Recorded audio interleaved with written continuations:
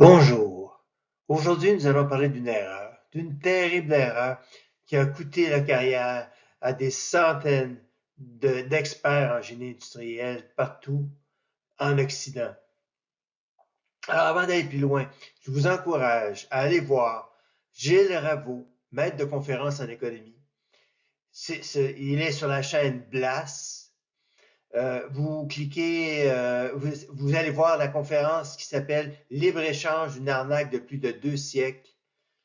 Je vous ai mis le lien ci-dessous dans la description. Vous pourrez cliquer dessus pour visionner directement. En fait, je me suis inspiré en partie, même peut-être un peu fortement, de sa conférence qui dure quand même plus de 30 minutes pour préparer cette vidéo.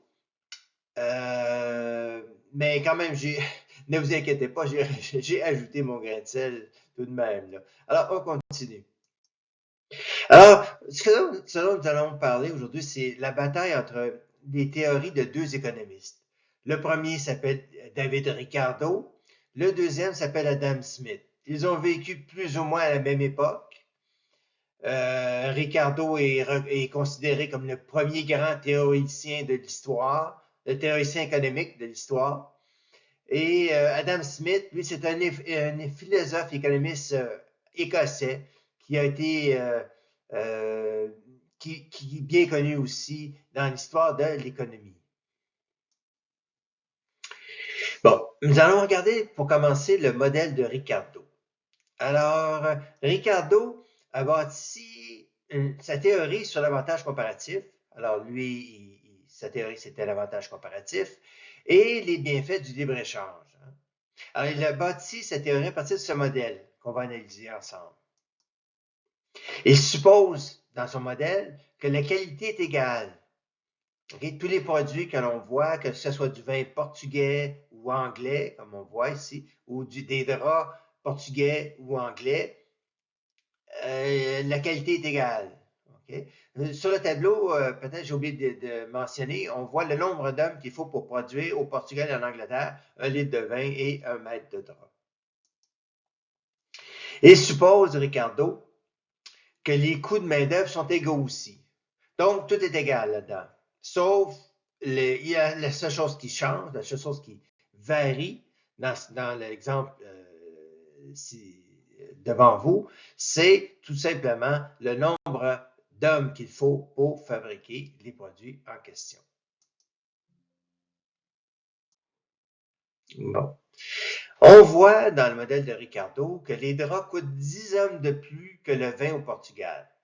Alors, si vous voyez bien, ça prend 90 hommes pour fabriquer 1 mètre de drap et ça prend 80 hommes pour fabriquer un litre, un litre de vin. L'Angleterre, elle, le vin coûte 20 hommes de plus que les draps. Alors, ça prend 120 hommes pour fabriquer 1 litre de vin en Angleterre et ça prend 100 hommes pour fabriquer 1 mètre de drap en Angleterre. Alors, le modèle de Ricardo est le suivant. Enfin, ce qu'il fait, c'est que Ricardo démontre mathématiquement que l'avantage comparatif devrait inciter les Portugais à se spécialiser sur le vin et les Anglais sur les draps.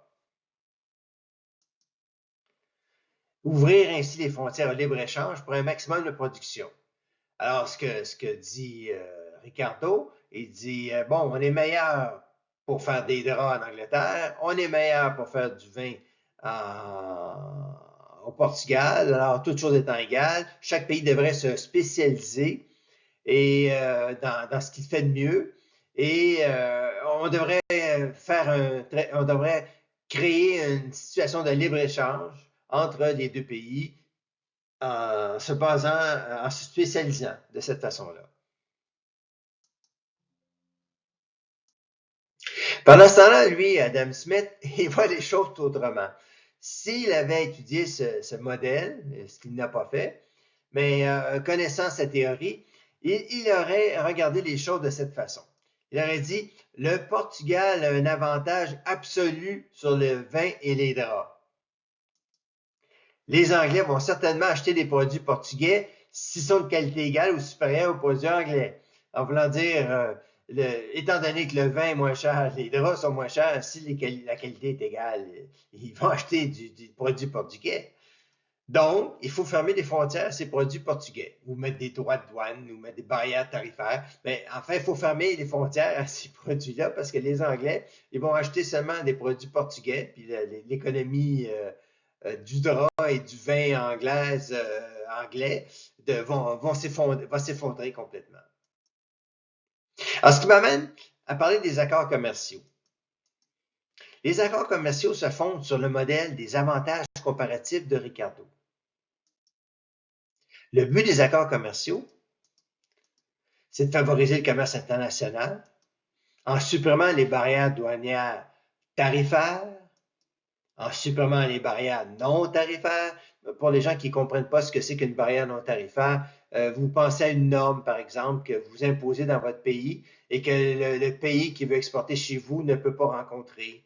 Va vous fonctionner en mètres, puis le pays qui veut exporter chez vous fonctionne en pouces et en pieds. Alors, il est obligé de s'adapter. C'est comme une barrière. Il est obligé de développer des produits en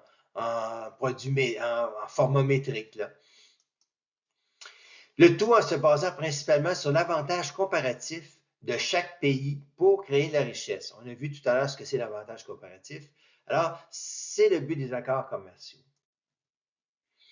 Les accords de l'OMC en 2001, l'Organisation mondiale du commerce.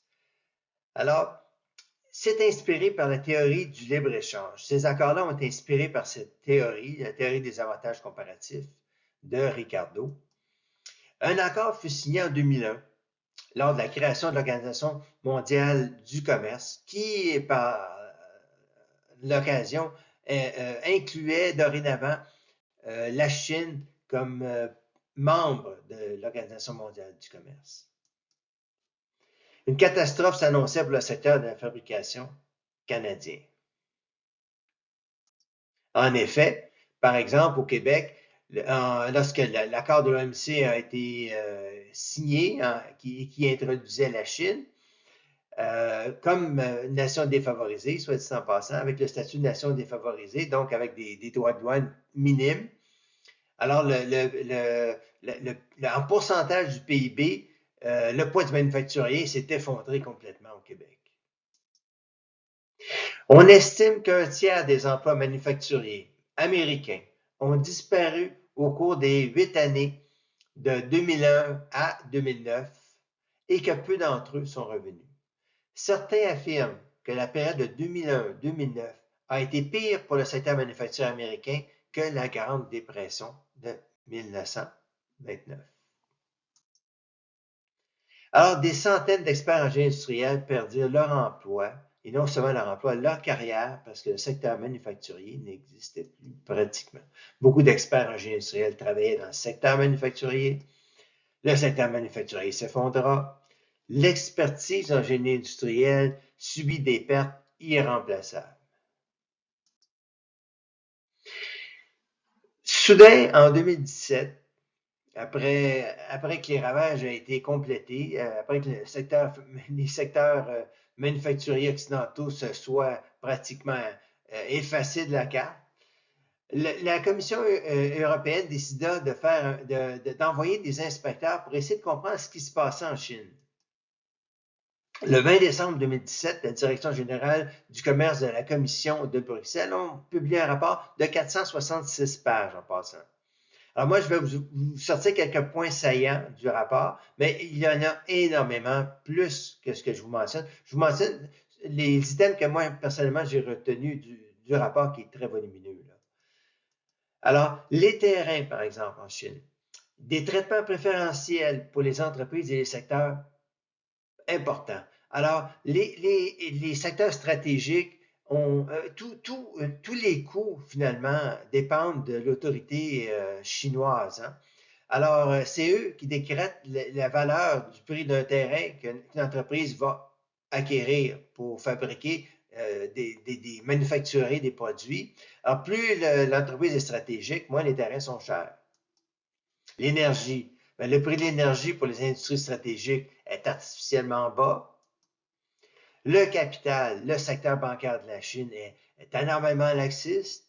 Alors, les enquêteurs ont relevé de nombreuses sociétés zombies, mortes mais vivantes, alors en faillite technique, mais qui continuent d'opérer.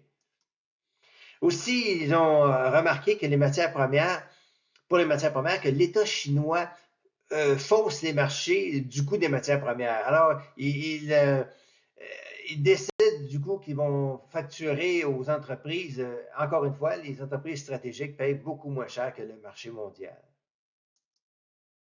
Alors, ce qui nous ramène finalement aux ambitions de la Chine.